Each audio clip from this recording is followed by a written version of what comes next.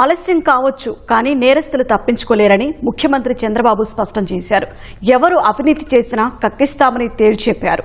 మహానాడు వేదికగా చంద్రబాబు మాట్లాడారు. కడప గడపలో జరుగుతున్న ఈ మహానాడు రాష్ట్రానికి దిశానిర్దేశం చేస్తుందని ఆయన ధీమా వ్యక్తం చేశారు. రాష్ట్రానికి దశ దిశ కడప మహానాడు అని తెలుగుదేశం అధినేత చంద్రబాబు అన్నారు. కార్యకర్తలు పోరాటం త్యాగాలే నేటి అధికారానికి కారణమని తెలిపారు. విధ్వంస పాలనలో ఎత్తిన జెండా దించకుండా పోరాటం చేసిన శ్రేణులను చంద్రబాబు కొనియాడారు. ఎన్నికల్లో జనసేన బీజేపీల సహకారం మరువలేమని వెల్లడించారు. దేవుడి గడప గడపలో జరిపే తొలి మహానాడు చరిత్ర సృష్టించబోతుందన్నారు. ఈసారి మరింత కష్టపడి ఉమ్మడి కడప జిల్లాను క్లీన్ స్వీప్ చేద్దామని చంద్రబాబు పిలుపునిచ్చారు. ఉమ్మడి కడప జిల్లాలో 10 స్థానాలకు గాను 7 స్థానాలు గెలిచాం. మన సత్తా చాటాం.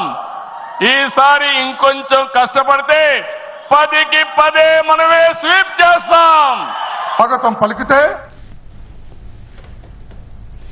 దేశంలోని అనేక పార్టీల్లో తెలుగుదేశం నాయకులే ఉన్నారని చంద్రబాబు తెలిపారు. తెలుగుదేశం వచ్చిన తర్వాత బీసీలు శాసించే స్థాయికి వచ్చారని చెప్పారు. రాజకీయాల్లో తెలుగుదేశం తెచ్చిన అతిపెద్ద విప్లవం సామాజిక న్యాయమని గుర్తు చేశారు. ఆంధ్రప్రదేశ్ ఈ రోజు ఆలోచించే విధానాలు దేశం రేపు ఆలోచిస్తుందని అనేకసార్లు రుజువైందని వెల్లడించారు. ప్రజల జీవితాల్లో ఇంతగా ప్రభావితం చేసిన ఏకైక పార్టీ ఉందంటే అది ఒకే ఒక పార్టీ, తెలుగుదేశం పార్టీ. తెలుగు జాతి సంక్షేమం అభివృద్ధి మాత్రమే అజెండాగా 43 ఏళ్ల టీడీపీ ప్రస్థానం సాగుతుంది. అటు తెలంగాణ నుంచి ఇటు ఉత్తరాంధ్ర వరకు రైతన్నులు సాగునీటి కోసం తల్లడిల్లే పరిస్థితి నుంచి డ్రిప్ సబ్సిడీలతో సిరులు పండించే వరకు బడుగు బలహీన వర్గాలకు అధికారం చూపిన తొలి పార్టీ తెలుగుదేశం పార్టీ. ఈరోజు బీసీలు ఒకప్పుడైతే అడిగే పరిస్థితి నుంచి శాసించే పరిస్థితికి తెచ్చిన ఏకైక పార్టీ తెలుగుదేశం పార్టీ.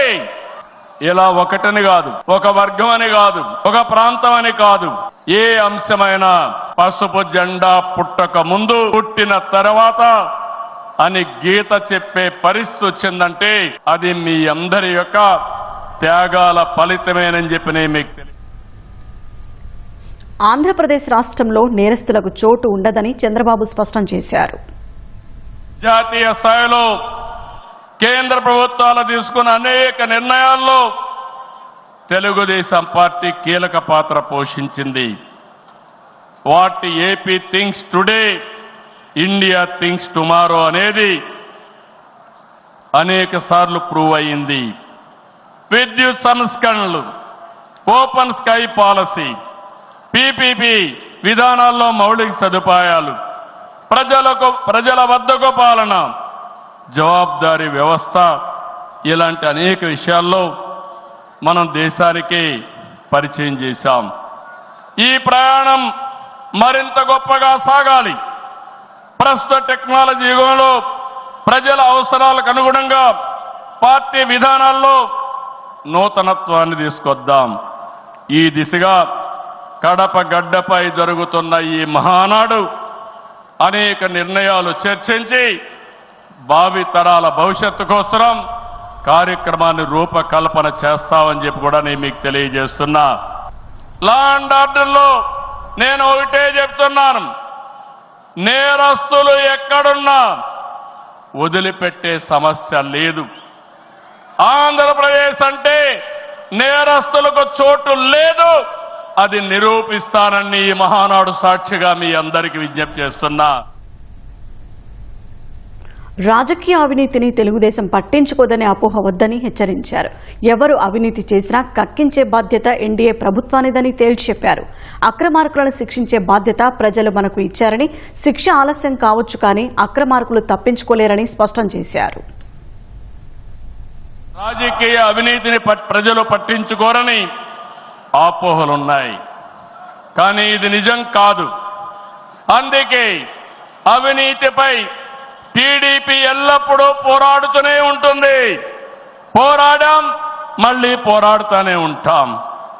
4 దశాబ్దాల ప్రయాణంలో అవినీతి పైన రాజీ లేని పోరాటం చేసిన ఏకైక పార్టీ తెలుగుదేశం పార్టీ. 84లో ప్రజాస్వామ్య పరిరక్షణ ఉద్యమం నుంచి నిన్నటి వరకు విధ్వంస పాలన వరకు మరువలేని పోరాటాలు చేసిన పార్టీ తెలుగుదేశం.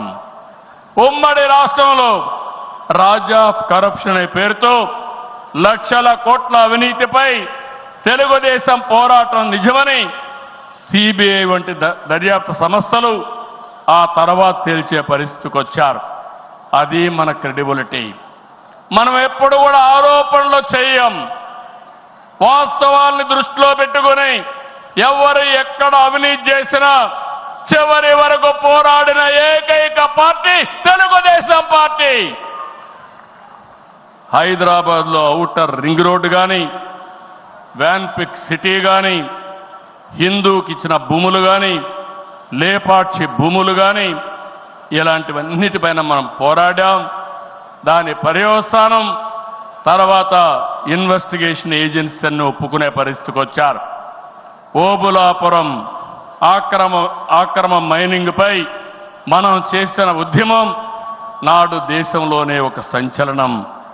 ఓబులాపురం అక్రమాలు నిజమని 10 ఏళ్ల తర్వాత కోర్టులు కూడా గుర్తించాయి. నిందితులకు శిక్షలు వేశాయి. మనం చేసిన ప్రతి పోరాట ఫలితం నేడు కళ్ల ముందర కనపడుస్తుంది. అది తెలుగుదేశం ప్రత్యేకతని మరొక్కసారి విజ్ఞప్తి చేస్తున్నా. గతంలో ప్రభుత్వాలు చేసిన అవినీతి ఒక ఎత్తు అయితే వైసీపీ ప్రభుత్వ అక్రమాలు మరొక ఎత్తు. కూటమి ప్రభుత్వం అధికారంలోకి వచ్చిన తర్వాత విధ్వంస పాలకుల స్కాముల లెక్క పెడుతున్నాం. ఇన్వెస్టిగేషన్కి ఆర్డర్లు ఇచ్చాం. తప్పకుండా ఒకటే చెప్తున్నా, ఎవరు అవినీతి చేసినా కక్కిచ్చే బాధ్యత ఎన్డీఏ ప్రభుత్వం తీసుకుంటామని మీ అందరికీ విజ్ఞప్తి చేస్తున్నా. ఎన్నికల్లో మనల్ని గెలిపించి అవినీతి పాలకుల్ని ప్రజలు తరిమేశారు. అక్రమార్కుల్ని శిక్షించే బాధ్యతలు మనకిచ్చారు.